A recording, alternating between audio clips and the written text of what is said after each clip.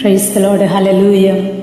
మన జీవితంలో మనం గొప్ప ఆస్తిపరులుగా మార్చబడాలి అని, చాలా డబ్బుల్ని సంపాదించాలి అని, చాలా ఆస్తిపాస్తుల్ని సంపాదించాలి అని చాలా ప్రయత్నాలు చేస్తూ ఉంటాం.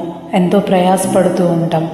కష్టపడి శ్రమించి పగలు రాత్రి కూడా ఎంతో ప్రయాసతో ముందుకు అడుగులు వేస్తూ ఉంటాం.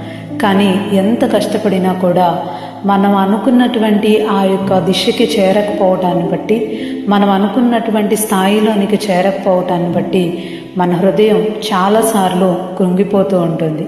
కానీ దేవుడు అంటున్నాడు, నన్ను ప్రేమించే వారిని నేను ఆస్తికర్తలుగా చేస్తాను అని. దేవుణ్ణి ఎవరైతే ప్రేమిస్తారో, దేవునిని ప్రేమించి ఎవరైతే ఆయన మాట వింటారో వారిని దేవుడు ఆస్తికర్తలుగా చేస్తాడు అని. కష్టపడాలి, శ్రమించాలి, మన పని మనం చేసుకుంటూ ఉండాలి. కానీ ఆ పనిలో దేవుని యొక్క సహాయం సమృద్ధిగా కలుగుతూ ఉంటుంది.